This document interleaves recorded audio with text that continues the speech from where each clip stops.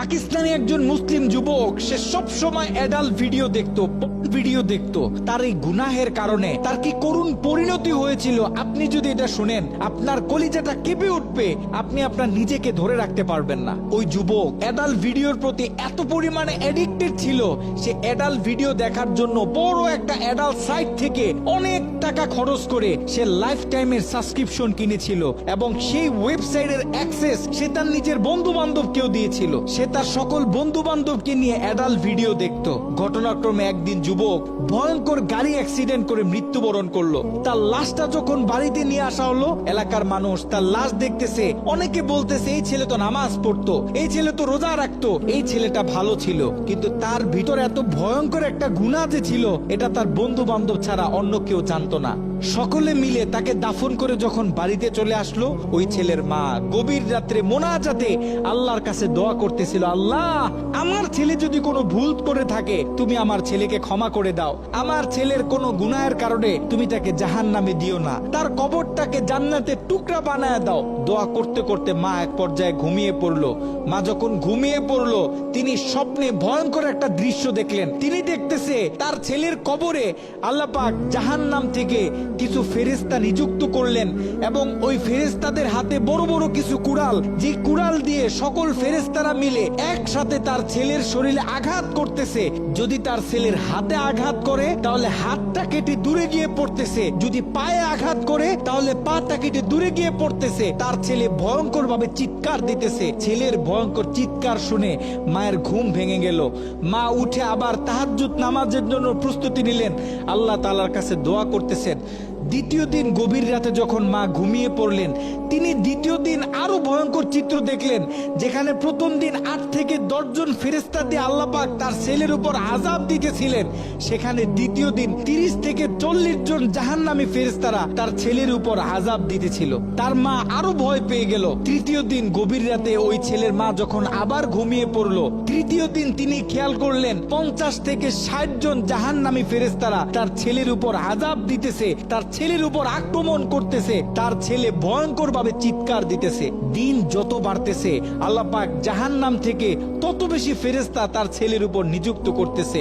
মা ভয় পেয়ে গেলেন, মা ভেঙে পড়লেন। ওই ছেলের মা ছেলের বন্ধুদেরকে একদিন ডাক দিলেন, ডাক দিয়ে বলতেছে, দেখো আমি আমার ছেলের উপর দিয়ে এই ভয়ঙ্কর স্বপ্ন দেখতেছি, তোমরা যাও কোন আলেমের কাছে জিজ্ঞাসা করো যে কেন আমার ছেলের সাথে এমন হচ্ছে। ওই ছেলের বন্ধুরা মিলে পাশের বড় একটা মাদ্রাসায় চলে গেল। ওই মাদ্রাসায় ছিল একজন শাইখুল হাদিস।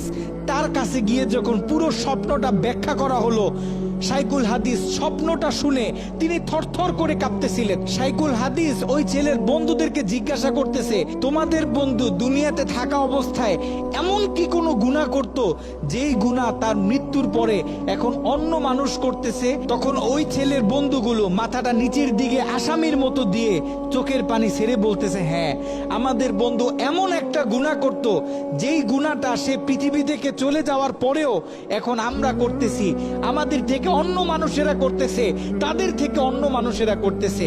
আমাদের বন্ধু অ্যাডাল্ট ভিডিও দেখতো, সে একটা সাইট থেকে সাবস্ক্রিপশন কিনেছিল, সেই মেইল পাসওয়ার্ড আমাদেরকে দিয়েছিল, আমরা আমাদের বন্ধুদেরকে দিয়েছি, তারা তাদের বন্ধুদেরকে দিয়েছে। এরকম করে এটা আস্তে আস্তে ছড়িয়ে পড়তেছে। ওই আলেম বলতেছে, শোনো, তার এই গুনাহ পৃথিবীতে যত মানুষ করবে, দৈনিক যত মানুষ এই গুনাহের সাথে লিপ্ত হবে, আল্লাহ পাক জাহান্নামের তত বেশি ফেরেশতা তোমাদের বন্ধুর উপর আযাব দেওয়ার জন্য নিযুক্ত করে দিবেন। নাউজুবিল্লাহ। যত সম্ভব পারো তোমরা এই ওয়েবসাইটের অ্যাক্সেসটা বন্ধ করার চেষ্টা করো। ওই ছেলের বন্ধুরা অনেক কষ্ট করে সেই অ্যাডাল্ট সাইটের এডমিনদের সাথে যোগাযোগ করতে সক্ষম হয়।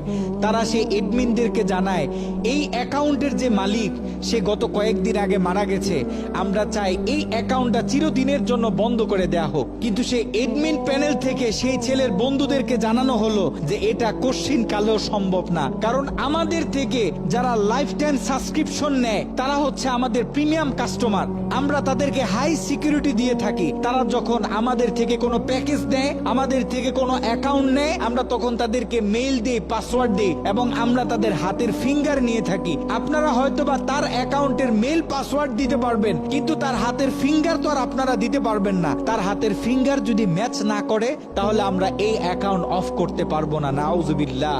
একটু চিন্তা করে দেখেন, ওই ছেলের রেখে যাওয়া অ্যাকাউন্ট থেকে যত মানুষ খারাপ কাজে লিপ্ত হবে, যত মানুষ পর্ন ভিডিও দেখবে, তত গুনাহ তার আমল নামায় যেতে থাকবে।